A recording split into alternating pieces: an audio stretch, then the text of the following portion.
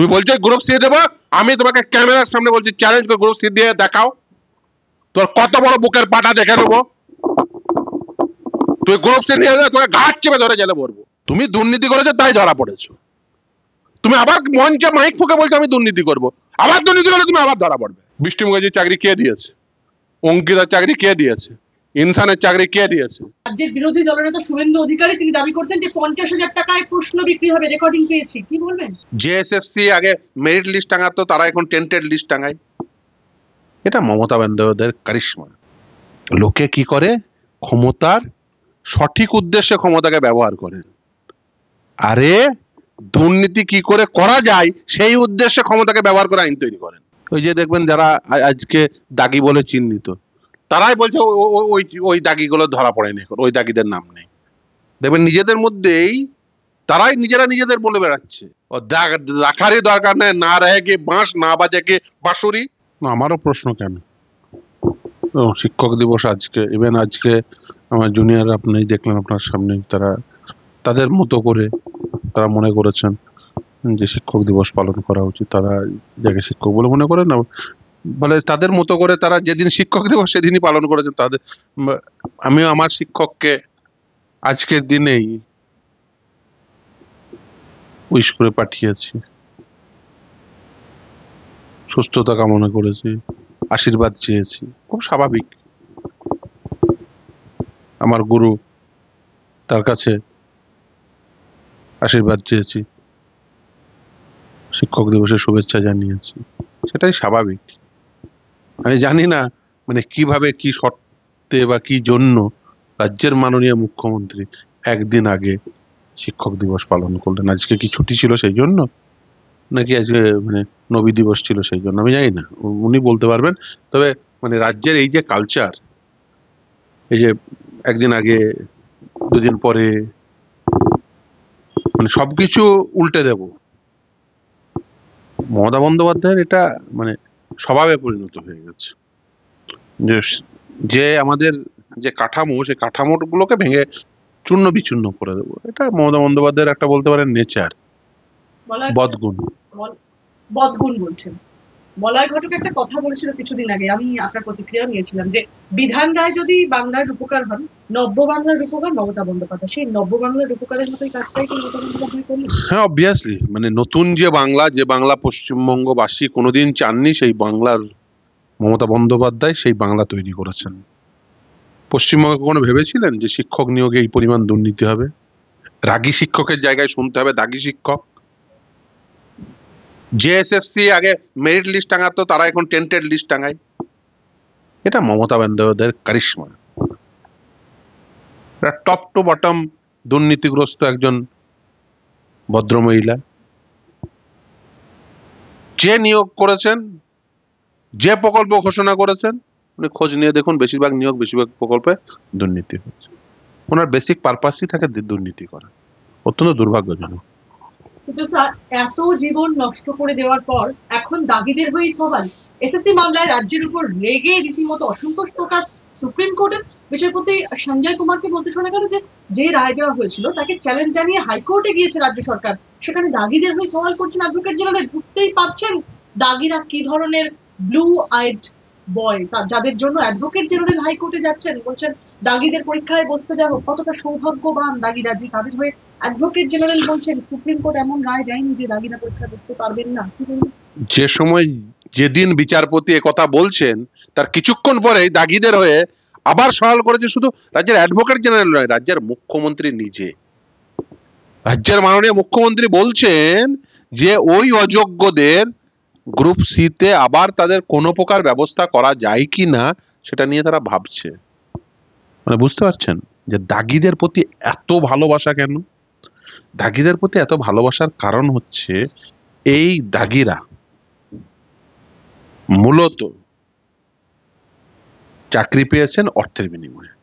দু একজন বাকি আছে যারা অর্থের বিনিময়ে হয়তো পাননি, বাবার তৃণমূল কংগ্রেসে জয়েন করার ফলে পেয়েছেন, যেমন অঙ্কিতা অধিকারী, বা ধরুন কোনো টাকা না দিয়েও যার 48 নম্বর বেড়েছে হলেও হতে পারে, সেটা হচ্ছে বৃষ্টি মুখার্জির 7 থেকে 55।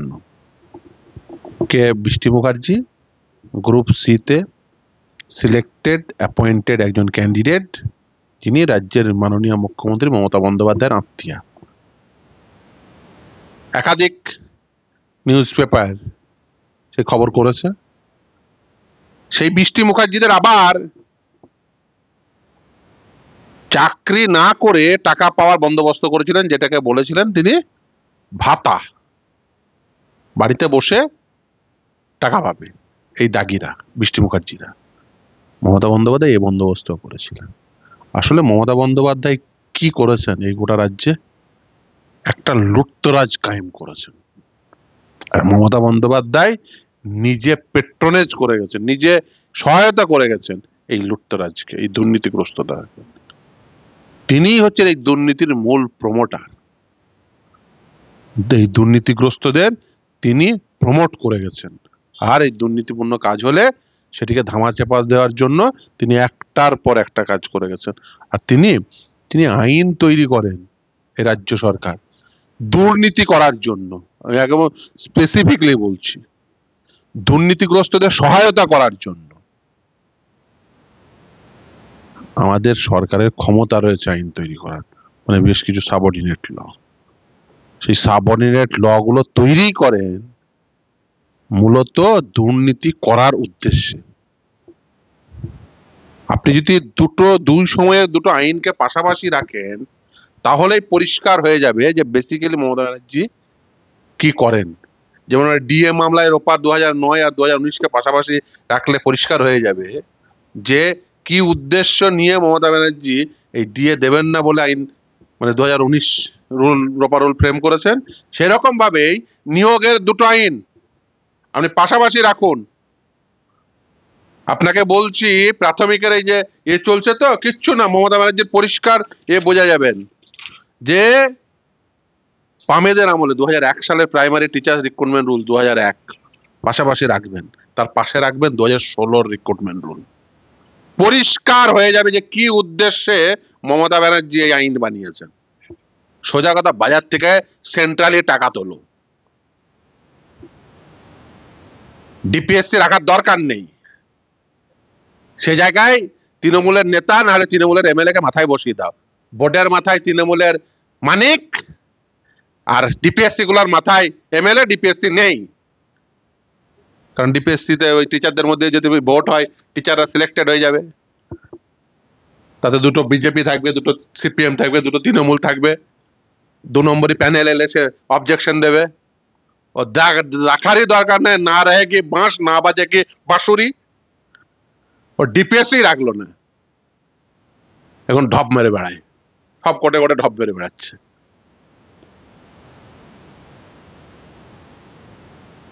টিচারদের মধ্যে আর ভোট হয় না। সিপিএম এর সময় এই ডিপিএসসি গঠন হতো, জেলায় জেলায় ডিপিএসসি গঠন হতো, জেলা ওয়ারি নিয়োগ হতো। না, সেন্ট্রালে টাকা তুলতে হবে, কলকাতায় টাকা তুলতে বসে টাকা তুলতে হবে। গোটা জেলায় দালাল ছাড়ো, ডিপিএসসি রাখার দরকার নেই। দালাল ছেড়ে বাজার থেকে টাকা তুলো, জেলার মাথায় একটা চেয়ারম্যান বসিয়ে দাও, আর একদম কলকাতা কেন্দ্রে বোর্ডের মাথায় প্রেসিডেন্ট আর সেক্রেটারি। ব্যাস, কেল্লা ফতে। ওদের মাধ্যম দিয়ে দালাল ছেড়ে বাজার থেকে টাকা তুলো করেছেন।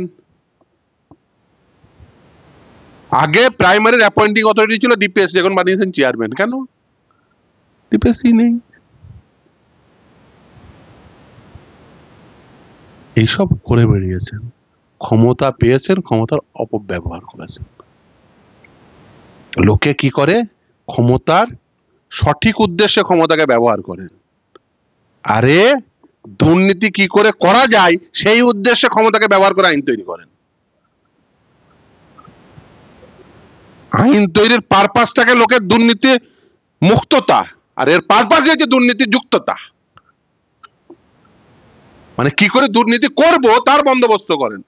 এই দুর্নীতি কি করে করা যায় শোন, তুই কিন্তু, তোকে দায়িত্ব দিলাম, 2011 পরে ক্ষমতায় এসছি মানিক, তুই চলে আয়। 11-12 বছর ধরে সে বোর্ডের প্রেসিডেন্ট, পরবর্তীতে সে এমএলএ হয়েছিল, আবার এমএলএ হয়ে আবার সেই বোর্ডের প্রেসিডেন্ট জেলে গেছিল। তুই জেলায় থাকবি আর সব তো মানে কলকাতায় থাকবে, সব জেলায় জেলায় তৈরি হবে। একটা করে চেয়ারম্যান বসিয়ে দিয়ে দেয়, বেশিরভাগই চেয়ারম্যান তৃণমূলের এমএলএ নয়, নেতা। মাঝে মাঝে কোর্টও তাদের সব কষ্ট চাপায়। কিন্তু স্যার, যারা ঘোষিত দুর্নীতিগ্রস্ত, আপনি প্রথম থেকেই বলেছেন যে আমাদেরকে, আমরা যারা সাংবাদিকতা করি, আমাদের একটা কোথাও গিয়ে গুলিয়ে দেওয়ার চেষ্টা হচ্ছিল যে যোগ্য এবং অযোগ্য। আপনি প্রথম থেকে তাদের মধ্যে একজন এই মামলার সাথে ওতপ্রোতভাবে জড়িত। আপনি প্রথম থেকে আমাদেরকে বলেছেন যে যোগ্য অযোগ্য কেউ নয়, সঠিক মানে একদম সরাসরি দুর্নীতিগ্রস্ত, আর যাদের দুর্নীতির আশ্বাস প্রমাণ নেই। একদম। আরে কিছু চোর বমাল ধরা পড়েছে মাল সহ, আর কিছু চোর ধরা পড়েনি।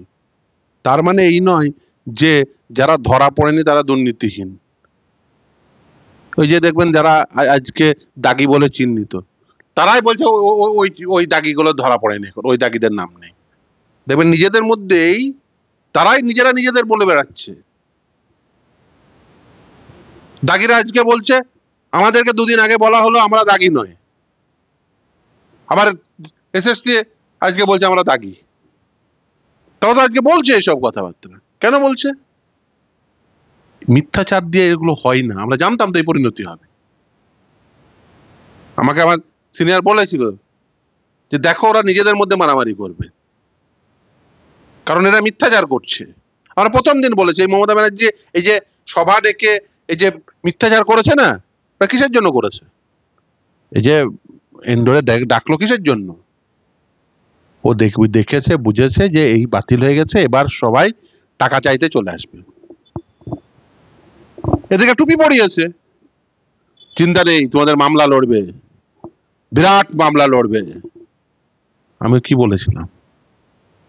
যে আমি ধরে নিলাম পৃথিবীর সমস্ত বুদ্ধি একজনের মাথায় ঢুকিয়ে দিলাম, আর পৃথিবীর শুরু থেকে শুরু করে আজ পর্যন্ত সব থেকে বুদ্ধিমান যে লোক সেই আইনজীবী হিসেবে অ্যাপিয়ার করলো। তাতে কি শূন্য খাতা ভর্তি মানে পূর্ণ খাতা হবে নাকি? ফ্যাক্টের মামলা, পরিষ্কার কথা। ওকে ঢপ মেরেছে। কোন জাজ বলুন তো, যে দেখবে সাদা খাতা যে বলবে না না তুমি দারুণ স্টুডেন্ট, চলো 65B, সব ঢপ মেরে লাভ আছে?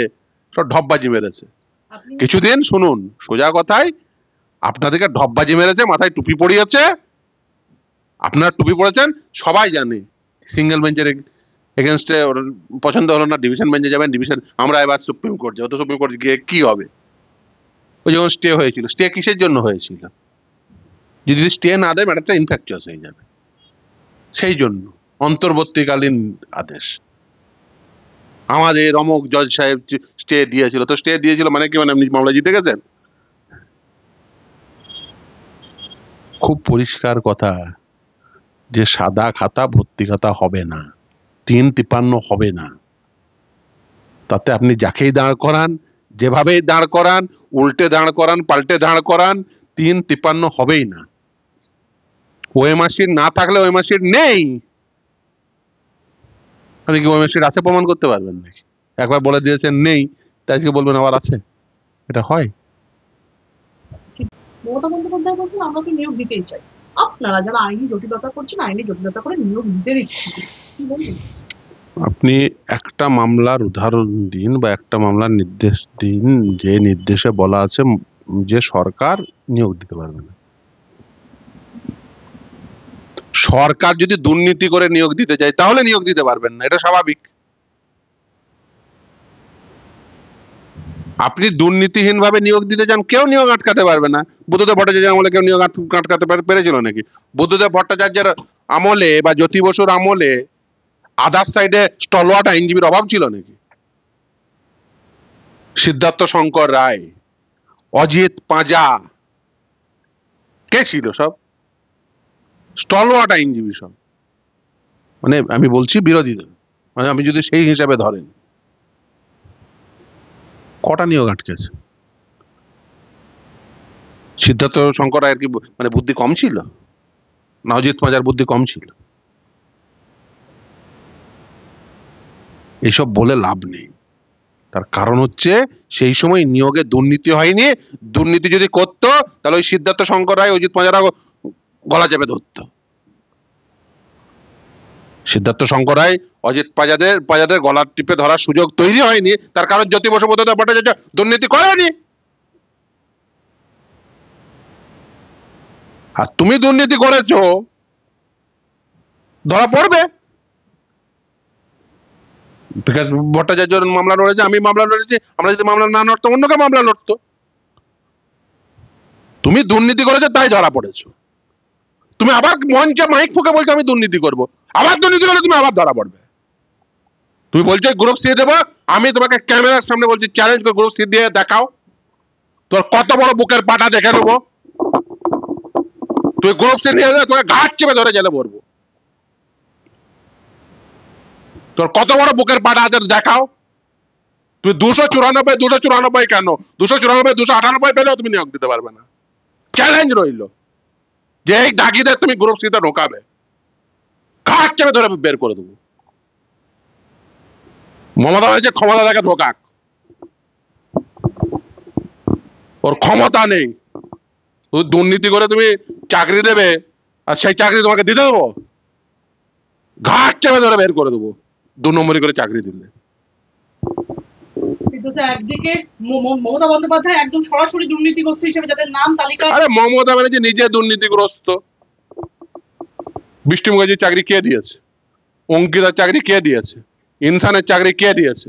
মমতা ব্যানার্জি দিয়েছে। সিবিআই এর উচিত ওকে মমতা ব্যানার্জিকে ইমিডিয়েট কাস্টোডিয়াল ইন্টারোগেশন করা। অঙ্কিতা তার বাবা সারেন্ডার করতে গেছে, মমতা ব্যানার্জিকে কেন ডাকছে না সিবিআই ইডি? ওর উচিত, সিবিআই ইডির উচিত ইমিডিয়েট ওকে ডাকা। একদিকে মুখ্যমন্ত্রী তাদেরকে বলছেন বেচারা এবং আপনাদের বিরুদ্ধে অপপ্রচার করে একটা ক্ষোভ উস্কে দিচ্ছেন মুখ্যমন্ত্রী। দেখুন, চোরের কাজ কি? চোরের কাজ যারা চুরি আটকাচ্ছে তাদের বিরুদ্ধে বলা স্বাভাবিক। চুরি করেছে, চোর, ওখানে চোর নেই, ডাকাত হয়ে গেছে।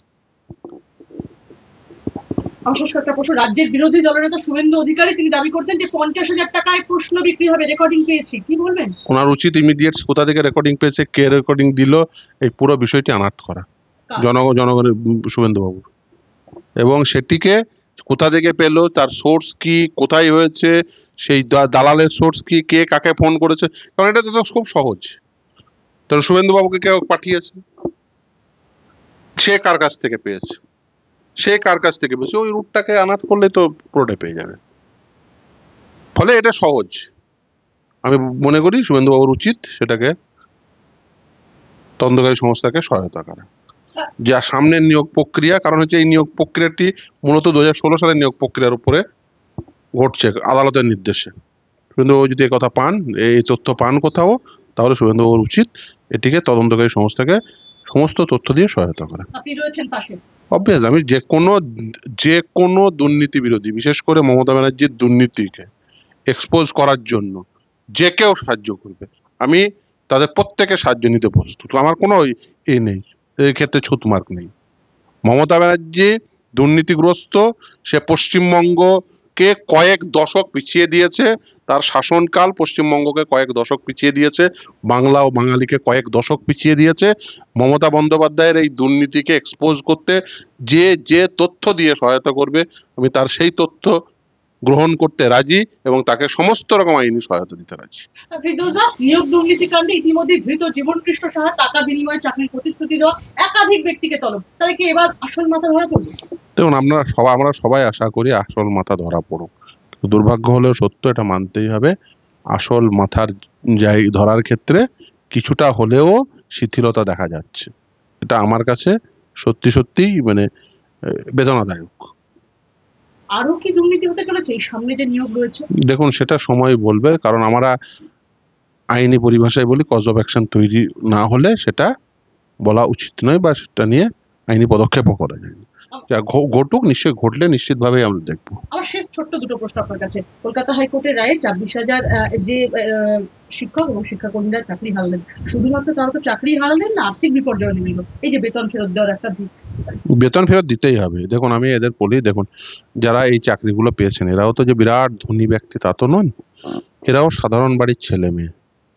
এদের যদি টাকা ফেরত দিতে হয়, সত্যি এদের বিরাট যন্ত্রণা। এরা জমি বিক্রি করে টাকা নিয়েছে, মানে টাকা পেয়েছেন এবং সেই টাকায় চাকরি নিয়েছেন। জমি বেচা টাকা কেন এই তৃণমূলের নেতা নেত্রীরা খাবে?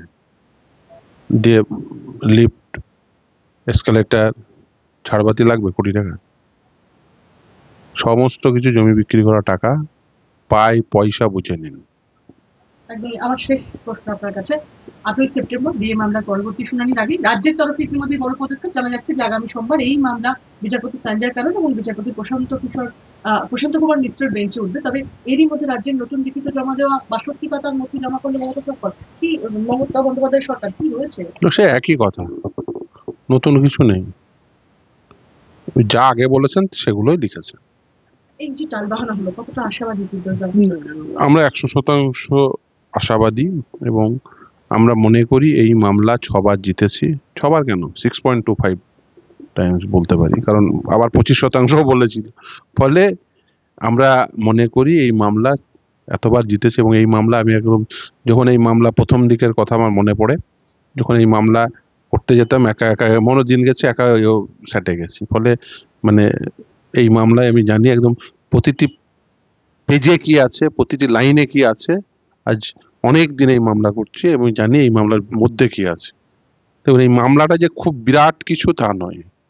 এই মামলা অতি সহজ, অতি সরল একটি মামলা এবং খুব সরল ভাবে বলা আছে দিয়ে দিতে হবে এআইসিপিআই অনুযায়ী।